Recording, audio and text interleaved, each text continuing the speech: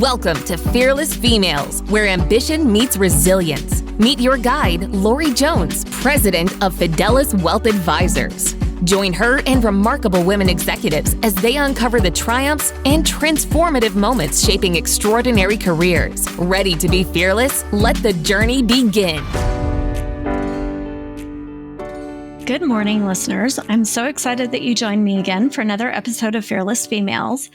Today, we're speaking with Lisa Levy, and I think the thing that I enjoyed most about my conversation with Lisa is just hearing how she made it work with a career and kids back in the day. You know, when we still have problems with childcare, and I know that the younger generation has even bigger problems, I feel like, than my generation had. But when Lisa started her career, there wasn't a whole lot of childcare available, and women traditionally did stay in the home. So the fact that she was out in the workforce is interesting and unique. And the fact that she chose insurance is a really great story. So I hope you enjoy, and let's get started with Lisa Levy. Well, thanks so much for joining us this morning. We're here with Lisa Levy. She's from the Buckner Company, and she is the Chief Operating Officer. So thanks so much, Lisa, for joining us today. Thank you for having me. I'm super excited to talk to Lisa. I told her this, operation next to finance, I think operations is my very favorite thing. So I'm a little bit strange that way, but I bet we'll have something to talk about. So the first question I have, and that I always have, is I love reading everything and anything. Do you have a favorite book? Well, I kind of do. It's kind of probably a weird book for this day and age, but my favorite book that I've ever read is Gone with the Wind. Oh, really? Yeah, it was just a mixture of history and very eloquent writing.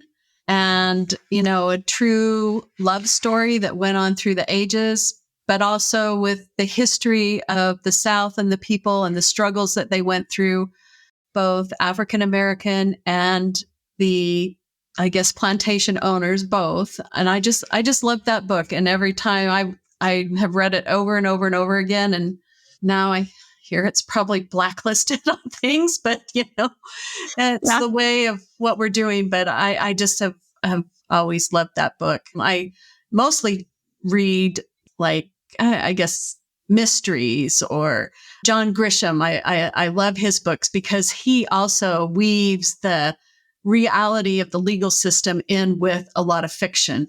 So I'm always interested when he has a new book come out and try and tell a good story. He does. He tells a good story. And I find it really interesting that Gone with the Wind is your favorite. It used to be my favorite. It's the one I would, you know, I read so many different ones that I have a hard time picking a favorite. But the thing about Gone with the Wind is it's like thick. It's like 1,000 pages. Yeah. It's long, but it is. I learn something new from it every time I read it. It's a great book. Oh, I love that. So, Lisa, tell me a little bit about what you do, how you got there. Like, tell me about your journey just a little bit. What made you choose insurance? You know, I don't think anybody ever goes out of high school or college thinking, "Oh, I just want to be in insurance." A lot of us are like, I don't even know what that is. I only have to buy it. I don't like it. I don't think about it. I guess I took a job right out of high school for the summer. It was a summer kind of an intern job to fill in at a very small agency while the person there, who was, I guess, the main office manager, she answered phones, she did the accounting, she typed letters, all of those kind of things. She was going to Italy for the summer. And they needed someone to fill in. So she had reached out to several counselors at high schools and asked if they had someone that might want to apply for a summer kind of job, so to speak. So I applied and I was hired. And so that was a really interesting summer. It was back then, we actually had typewriters and we type letters, or I would take dictation from the owners that had to dictate letters. And they taught me how to rate personal lines, which is your own personal auto or home, things like that. But then when she got back in August, she was I need somebody to help me get caught up. Can she stay on? I know even part-time. And I was set to go to the University of Utah that fall. So I worked in the afternoons, and then it just flowed into working full-time. And then I did 2 classes first thing in the morning, 7:30 and 8:45. And then I was at work usually by 10, worked till 5. And then I took night classes, a night class each week for 3 hours to get through school. So that's how I started. And I really enjoyed the insurance. It was interesting. It was everything you touched was a little bit different as far as the accounts that you were helping place insurance for. Everyone was a little different. So it was very interesting. And then when I graduated from college, I was pregnant with my first child. And back then, I couldn't even get an interview because I was visibly pregnant. So talk about how things have changed over the years, because that was totally blatant discrimination. But I could not get any interviews, even though I had done my CPA stuff and everything. It was like, nope, you're pregnant. Sorry, you're going to be a mom. We don't want to hire you. We don't even want to interview. So I just stayed in insurance, and I used a lot of what I had learned in my accounting degree in analyzing statistical things with insurance and analyzing financials and things like that and helping clients. So it just dovetailed into what I ended up doing. So for the most of my career, I've been actually servicing and handling work for large commercial clients, negotiating terms, conditions of their coverages that they purchase. That's what I've done the majority of my career. I also had been an underwriter for a while with Travelers Insurance Company. And now, I guess I don't know if I was crazy or what, but when Terry Buckner came and said, hey, would you be interested in, overseeing our operations, which is basically putting me in charge of his biggest asset, which are all of his people. I must have had a really bad day or something. I said, sure, I'll be happy to do that. So it does have its challenges. It's a kind of a whole different animal than what I've been doing for the last 30 years. So that's actually a really good point. When you go into management, you go from doing all the things to be in charge of the people that do all the things, and you're not doing the things anymore. Was that like a hard transition or? Yes, it's hard because it's kind of like, okay, I need to train you. I need to show you how to do these. But then when somebody would come and ask, I'd be like, oh, it's just easier for me to do it myself. I'll just take care of it. You move on, go to the next thing. I'll just take care of it for you. And I had to kind of learn to say, no, these are the steps you need to take. And I'm now empowering you to do that and take care of it. And I trust what you're going to do, and had to become kind of hands off a little bit. So yeah, I had that transition myself, and that's a really difficult one to do. I did have some practice for it, though, as you do it with your kids growing up. Like teaching them to load the dishwasher takes 4 times as long as just doing it yourself. But yes. So, well, that's really interesting. If you had to look back, Lisa, and kind of say, what maybe is the best investment that you made in you? Like, can you look back and say, oh my gosh, I'm so glad I did that. I would not be where I was today without it. Yeah, probably even in high school, just studying hard and realizing that even though you wanted to have fun and be with all your friends and everything, things were going to happen after that. And you were going to have to take care of yourself really for the rest of your life. So just studying hard, taking a lot of classes that would ultimately put me in a well-rounded knowledge base, so to speak, and then just sticking to it. And that, I guess just all the studying paid off for what I did. I still did things in high school. I was on the drill team and work jobs, but just the knowledge helped you get through. I guess even today, for a lot of young people, why do I have to go to college? What do I need? Having that degree means something, right, wrong, or indifferent. I think a lot of times you get more by hands-on experience and learning and doing that way. But whatever it is, they want that degree. So I was glad that I did that. What degree did you get in college?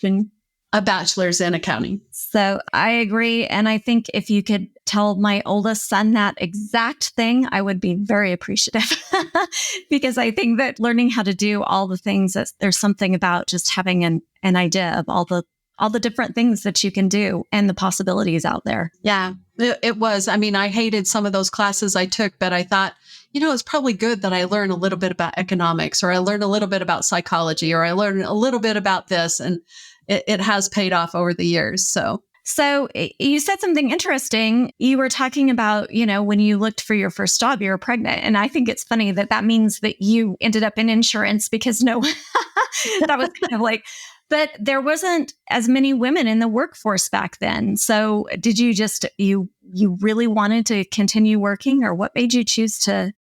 Yes, I was bored staying at home. I like to be involved. I like to challenge my mind and things like that.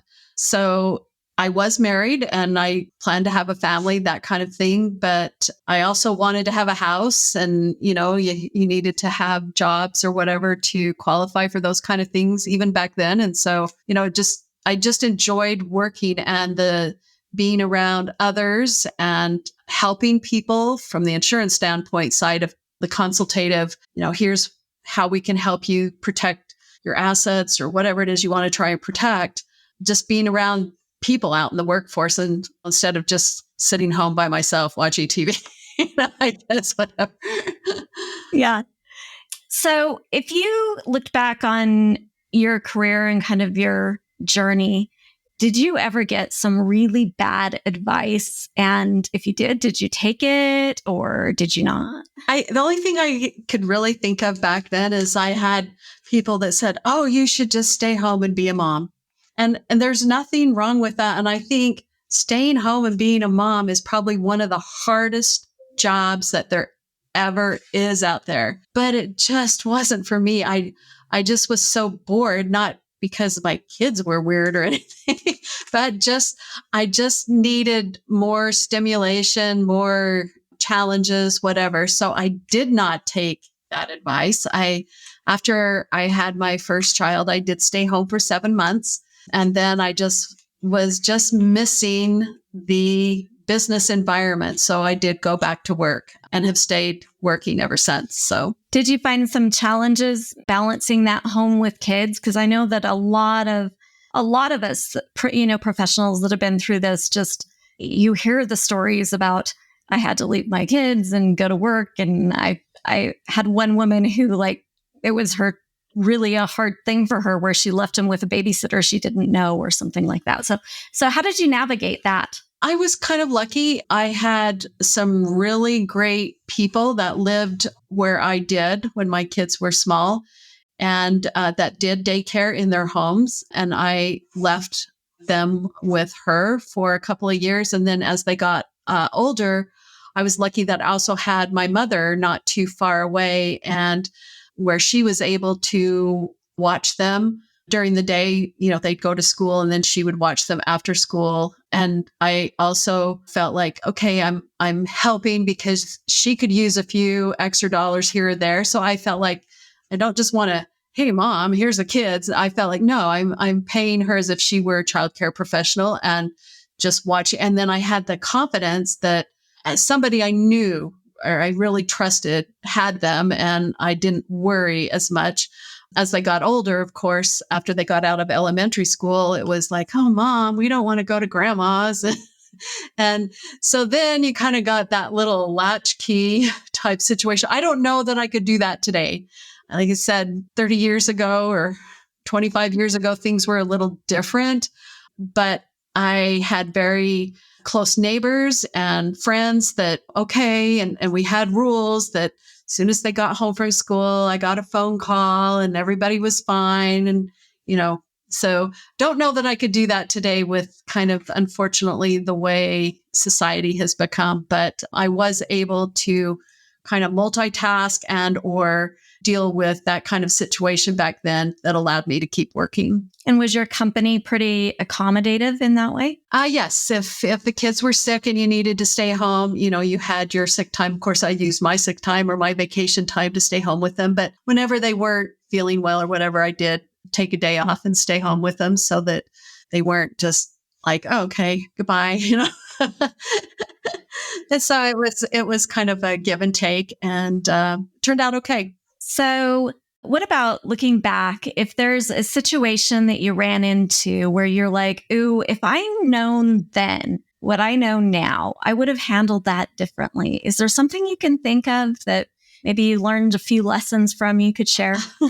I couldn't really pinpoint a lot of things, maybe just potentially dealing with people a little bit differently. Sometimes I would be, hey, this is the way it is. It's going to be that way. And versus maybe listening a little bit better and hearing their side of the story, and then maybe mutually compromising and doing things that was to the benefit of both. A lot of times they either won or I either won, So it's kind of that mutual thing.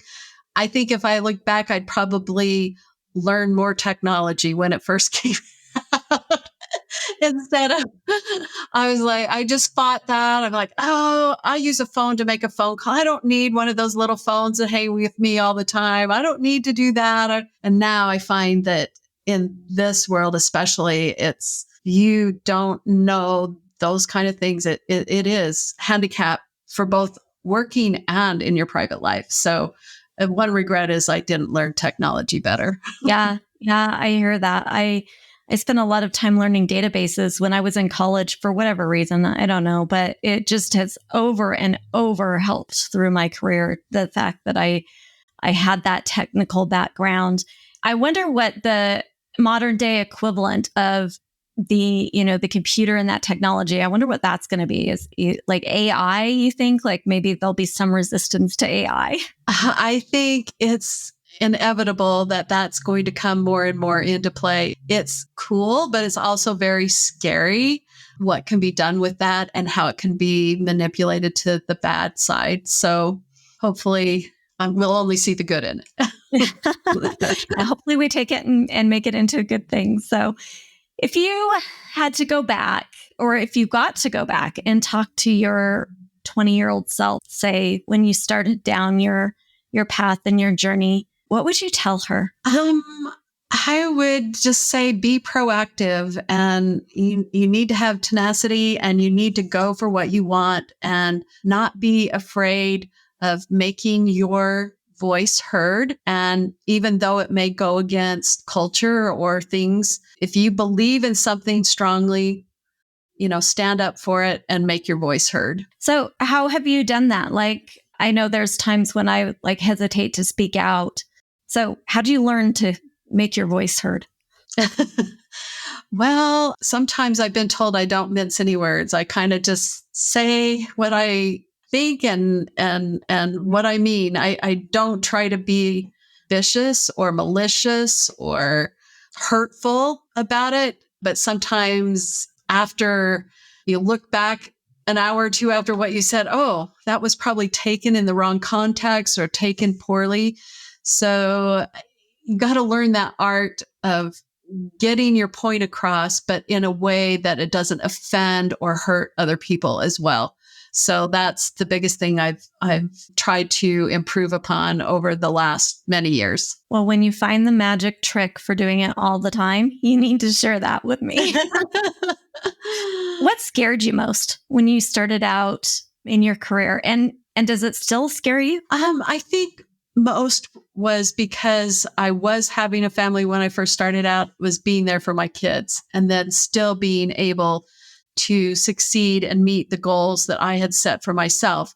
I was very concerned that they would have a great home life and that I was there for them to hear their needs, meet their needs, all of those kind of things, but not to the detriment of me not get to accomplish some of my goals. So it was a lot of give and take, but that was what really scared me the most, was being able to do that. And, I married quite young. I have 2 great kids, but the marriage did not last that long, about 6 years.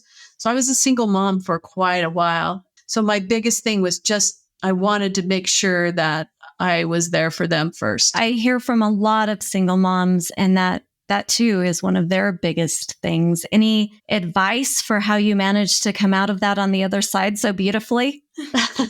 I think you have to have their best interest first. And I was also lucky that I had employers that were also very family oriented and understood that the family was maybe first and foremost before the career. And so they worked with you to help accomplish that. And, I can't say that that's probably the way it is in every city or company. Utah is very family oriented. And I think so that culture kind of comes across in the workforce a lot of times. They help you put your family first. Yep. Mm-hmm. Any hard decisions along the path where you had to choose between family and career, or did it not really ever come up?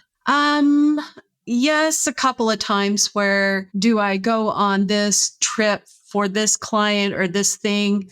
Or do I need to stay home because I need to take care of the family? So I did miss out on going some places that, probably would have advanced my career in some ways. But at the same time, I think my employers appreciated the knowledge I had and realized that I could still support the client or do the things in the back room, so to speak, from afar versus having to actually be there in person. So they were willing to work with you on that. Right. Mm-hmm. Well, and it sounds like you chose family. Tried to, yes. There's a lot of that. And in today's workplace too, I feel like companies are getting better at understanding that women in general have caretaking roles. If it's not a child, it's a parent or perhaps an animal or just something that requires our ability to be there and be present. And I think they have gotten a little better at that. Yeah, I think so. I mean, I think women have that innate ability to multitask a lot better sometimes than men, because we are so used to having to juggle so many balls. It's like, okay, we were at work all day, but then we've got to get home and we've got to fix meals, or we've got to help the kids with homework, or we've got to get laundry done, or we've got to do this or do that. And so you kind of compartmentalize duties that have to be done between certain periods of time, and you sacrifice other things like maybe you don't get to go to the movies, or you don't get to go with friends or something like that because you needed to get these other tasks done. So yeah, good planning, good operations skills, huh? Did you face any? I tell you the answer to this question is yes, because you told me that you sat in front of somebody who wouldn't hire you because you were pregnant. But did you face any unique challenges because you were a woman? Yeah, that was pretty much that. And also, although Utah is a very family cultured area, it also has the preconceived concept that the women's place is in the home, especially when I started in my career. As you mentioned, there weren't that many women actually working in front-facing type positions. If a woman was working, they were maybe a secretary or nurse or background type positions. And so that was a challenge to overcome that in the stigma that was here in Utah. And in fact, I remember one position I had where my manager actually said to a client, "This is my best person, and I'm going to send her with you to help negotiate these deals. But is that going to be a problem because you're going out with her on the road?" So he was very conscious of that person's, didn't want to make something look out of place or wrong or whatever. So, you just kind of went with the flow and tried to make things the best you could. So, and that person said, "Well, I appreciate that, but maybe as long as somebody else is along as well." So there's a group of us. And so that's what it ended up being, is we would go as a group. So it wasn't just somebody that it didn't look wrong, even though it wasn't wrong. It just didn't look out of sort, kind of thing. So those were always challenges that you had to get around. And I don't know that that's the case at all now. It was, like you said, 30 years ago, but probably not at all now. So did you drive any change in your environment? A different way that they treat women now because of, something you've done? I don't know that anything I did personally, but I think as a group, as women in general, I think we've all been vocal and said that, no, this isn't right. We're doing as much, if not more, and we should be recognized equally. So I think it was in general, but nothing specifically that I did. Just curious. I think it's interesting. I didn't join the workforce until like 12 or 13 years ago, but I really admire those that have been in for longer than I have. I feel like you guys broke ground for us, so it made it a little bit easier for us to come along, and hopefully we'll make it easier for the next generation. Yeah, I think it has continually been. I mean, when you look back and you think back, what did our Congress look like in the 70s and 80s? It was probably 98% male. And that was just, if you were going to be in politics, it was, you were a male. And now it's gone, it's about 50-50 or 60-40 or whatever, it's just in general, I think, like you said, women have all come out as a group saying, no, we are just as qualified. You need to look at us on our own merits, not because of our race or our gender. Lisa, what is the thing that you are the most proud of? Well, there's probably lots of things. I'm proud of my 2 sons being very successful and raising families themselves. I'm proud that I have accomplished what I have in my career, even though it's winding down. I keep saying, oh, am I ready to retire? Or can I give it 1 more year, 2 more years? How many more years? And thinking, well, as long as I have my health and I enjoy it, I don't know why I wouldn't want to keep doing some sort of thing. But pretty much just that I set goals for myself and I accomplished them. And I think that that's what I'm most proud of. Do you have anything still left on your bucket list as far as goals, that professional goals that you're like, if I do this one, then I guess I can retire? Not really. I don't think. Some days I think, oh, if I can get through this week without anyone quitting or having an issue, then I will have made it. But with people, it's always a struggle. They have lives too, and you need them here to do what we're paying them to do, but you also empathize that they need to be other places sometimes, and you want them to be there, and you want to help them be there as well. So yeah, that's always a struggle. It is, especially in a management position, is trying to support and help your team as they grow, but you also need to get the work done. Somebody has to work, right? Right. It does. Unfortunately, it doesn't do itself. So any advice for a young woman who's just starting down your path in insurance so that she can be successful like you are? I would say stay in school, get your degree. I don't know. There's some schools I think that have a quote insurance degree. I don't know. Not many, but it doesn't matter. A finance degree, a business degree, a marketing degree, but something that gives you the ability to get knowledge and round your skill set out. And then from there, I think whether they want to be in insurance or a marketing manager or an attorney, a doctor, whatever they may want to do, I think if they set goals for themselves and stick to that and not be afraid to forego some things to get to that goal, the world is open to them and they can do whatever they want. I love that idea that you can do whatever you set your mind to, and don't let people tell you can't. That's right. Exactly. Thank you so much for spending some time with us today, Lisa. If I have someone, a listener that wants to get in touch with you and ask you questions, how do they find you? I'm at the Buckner Company. We have a website and our contact information is on that website. So they can definitely reach out if they want to.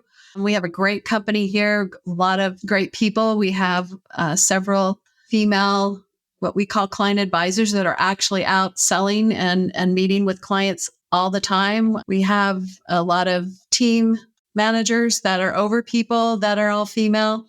So we really promote opportunities for females here. I think that's great. And insurance is fun, right? I always tell people finance is fun. I mean, sometimes it's scary, but really, I mean, I learn something new almost every day.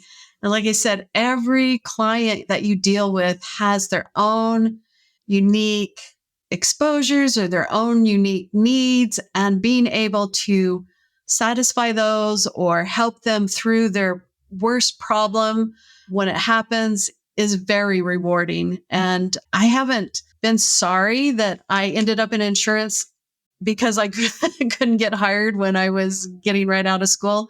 I think it's been a great career, and I think it's great for all young people if they are looking for a steady, long-term career where they can make good money and support a family. The insurance industry, whether you're on the underwriting side or the agency side during client service, there's just a lot of opportunities. Yeah. Well, I love it. Good public service announcement. And you're right, Lisa, like you look at things and I don't know a single person that's like, I'm going into insurance. In fact, my son is in insurance and he's, we mentioned it to him, insurance. And he's like, really?